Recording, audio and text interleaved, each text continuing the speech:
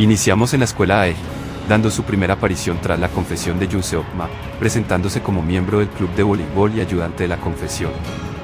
Tras algunos intercambios de palabras entre la entrenadora y Siwoo, este se queda en el club como rematador principal, iniciando este viaje con victoria tras victoria a lo largo de los episodios, donde nos daremos cuenta que según la historia Siwoo no perdió ni un solo partido. Esto nos da a entender que este tiene un entrenamiento y experiencia notables para este deporte. Hasta que el colocador Seolba de la escuela Bundan, tras observar un partido, declara que Siwoo duda de su movimiento y que posee talento natural. Frases que son recalcadas directamente tras el último partido contra él, en donde Siwoo afirma que no duda. Hablándole directamente le pide que le llame cuando se le venga a la mente nuevamente esas cuestiones. Después pasamos al desafío de Superstar, y luego al torneo nacional, donde tras este último Siwoo volvería a recordar las palabras de Seolba y iría a buscarlo para obtener respuestas. Esto lo llevaría a viajar para conocer a la mentora de Seolba por su mayor experiencia. No recibiría Soe, que había oído de él gracias a Seolba. Primero observaría su juego y luego le propondría un partido directo. Se percataría de que como escucho tiene un talento innato abismal. Siwoo, tras escuchar dichas palabras, diría que no lo necesita, ya que solo quiere divertirse y no volverse jugador profesional para que solo se pierda dicha diversión. Soe vería solo como un obstáculo que hay que superar. Para ello llamaría a uno de los 5 mejores rematadores, siendo Nishikawa, que tenía ganas de conocerlo.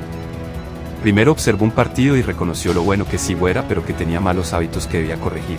Soe le contaría los hechos y decidiría enfrentarlo directamente, recalcando que quiere jugar al voleibol pero no ser un jugador, y que había una razón detrás de eso. Por lo que subestimaba a los oponentes sin darse cuenta, diciendo directamente lo que explica sus hábitos, que es un genio con el corazón herido. Siwoo negaría estas afirmaciones diciendo que no lo subestimaba, y Nishikawa cuestionaría si Siwoo disfruta de verdad el voleibol, que si tiene la dedicación de viajar hasta ahí es porque siente que le falta algo. Dicho de otra manera, Siwoo, ¿tienes miedo de no encajar con lo demás? Seguiría diciendo que el deporte es una competencia al fin y al cabo, y si la diferencia de habilidades entre equipos es muy grande, tanto jugadores como espectadores pierden el interés, que era consciente de sus habilidades pero que intenta ocultar. Siwoo diría que si se esforzaba, pero Nishikawa le diría que esforzarse y ser sincero no son lo mismo, preguntando si no sentía frustración al no poder darlo todo. Siwoo recalcaría que solo quería disfrutar el voleibol y que si era así no importaba quién gane. Nishikawa daría la razón, pero que eso también sería una descortesía hacia el oponente, y que no sabía lo que se sentía ganar o perder, cuestionándole si alguna vez sintió la alegría de ganar, que buscaba lo mismo que él. Un oponente que lo desafía al máximo. Se nos mostraría su pasado, donde desde muy pequeño este sería considerado como un genio que solo nace cada 1000 años. Sus compañeros le reclamaban que si lo daba todo no podrían divertirse y que a su preparación la denominaron trampa. Su padre afirmaba que sería una estrella en cualquier deporte al que se meta, que era especial y que dejara de jugar con sus amigos del barrio, que no se lastimara, que buscara un deporte que diera más dinero, dando el último diálogo con Siwoo diciendo que dejara de entrenar. Tras el último partido con Nishikawa, Siwoo se cuestionaría su actuar, pensando que se quedará solo otra vez. Cuestionamientos que tras el apoyo de sus compañeros reconocería que quiere darlo todo y tener partidos emocionantes para superar sus viejos hábitos. Nishikawa le afirmaría que eso solo se daría si enfrenta a rivales igual de fuertes, por lo que le invita a la liga más grande del mundo como un jugador para su equipo para que sea desafiado y supere sus límites. Tras estos eventos sería invitado a la escuela Seoul Nimporons, y tras ver su desempeño en el Coliseo derrotando a la reina del Coliseo Isabel, al colocador NN y a la muralla Robert, para ayudar con la conducta del presidente de la escuela Rayu Yeo. Tras varios partidos en los que este no permitía los partidos de voleibol al decir que es solo una distracción, Siwoo vería una situación similar a la suya, una negación al disfrute de su pasión por hechos pasados.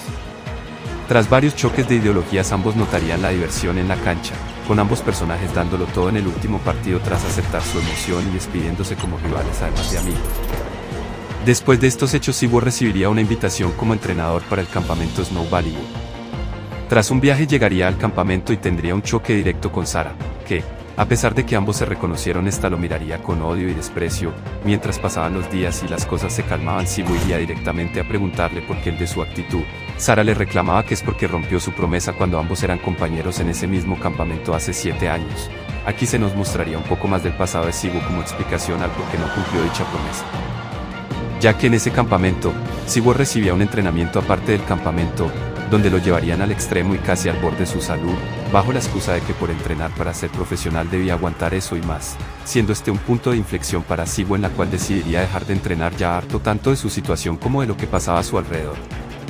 Pues luego de eso se vería una discusión en la cual su madre le reclama a su padre por someterlo a tal entrenamiento y su padre defendiendo que todos los jugadores pasan por algo así, que quiere lo mejor para él, aun si termina odiando el voleibol porque si eso llega a pasar puede ir a otro deporte, que no puede desperdiciar su talento.